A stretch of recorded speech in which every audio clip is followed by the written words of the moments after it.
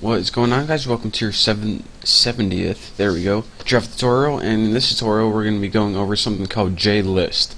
Now what JList is it's pretty much a list for your GUI, and when you click on one of the options we can make an event happen, such as in this case switching the background color.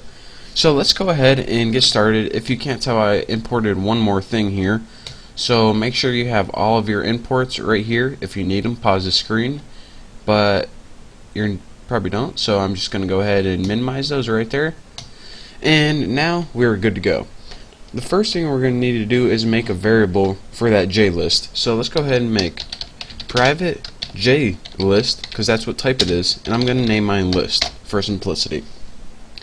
Now after this, what program we're going to be making is we're going to have a list of colors, and when you click on one of those colors it changes the background.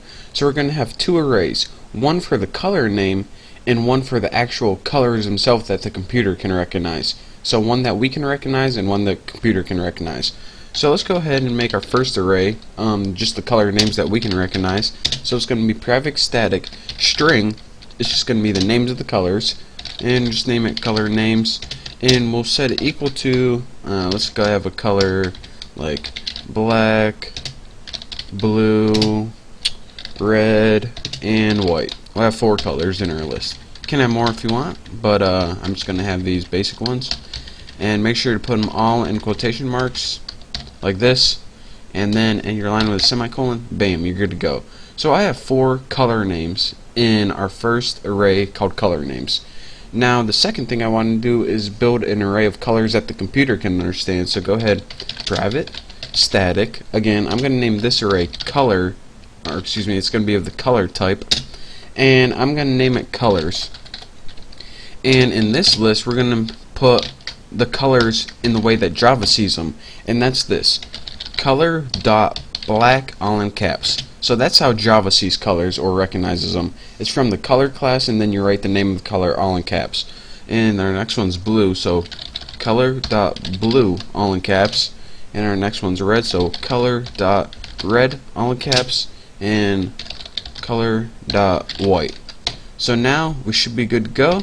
Looks like we aren't getting any errors. And now let's go ahead, and we have our 3 variables pretty much: list, color names, and colors. We can go ahead and build our constructor or window.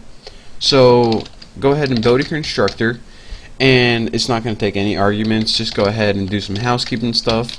Add the title, and where are you at, cursor? Ugh, got the hiccups, embarrassing.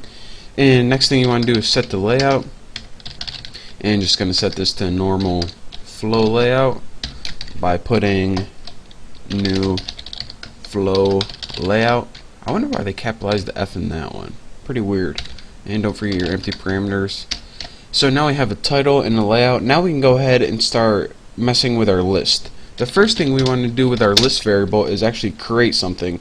And what we need to do is create a new JList, and the parameter JList takes is an array of what you want the person to see, and we want the person to see the color names is the options. So let's go ahead and just write color names in here.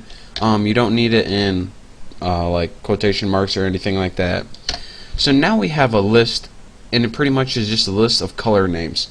What we want to do now is set how many rows, or pretty much the height of the list. So go ahead and take that list and put set visible, there we go, row count right there. Too easy. And what this is how many options the user can see by default. Now if you put like they can only see 4, but there's like 10 items in a list, a little scroll bar is going to appear on the right. But since we only have 4 and we put 4, then it should fit just perfect. The next thing you want to do is go list set what's it called, selection mode. There we go, right there. Set selection mode. And for the parameter it takes is this: some lists allow you to select one thing or another thing, and some lists allow you to select multiple items. The one we want to use is we only want to be able to have a single selection at a time. So we're going to have as a parameter list selection model dot single underscore selection, just like this. And now, instead of like clicking control and selecting many things or shift, the user can only select one thing in our list at a time.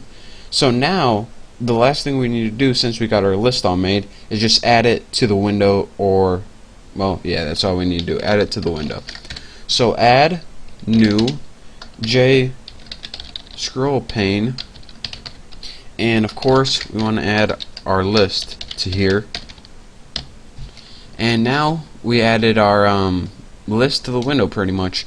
So in the next tutorial we're going to be adding some functionality to this list, and it's a little different than the other tutorials. I'm going to be teaching you something even newer and easier in the next tutorial.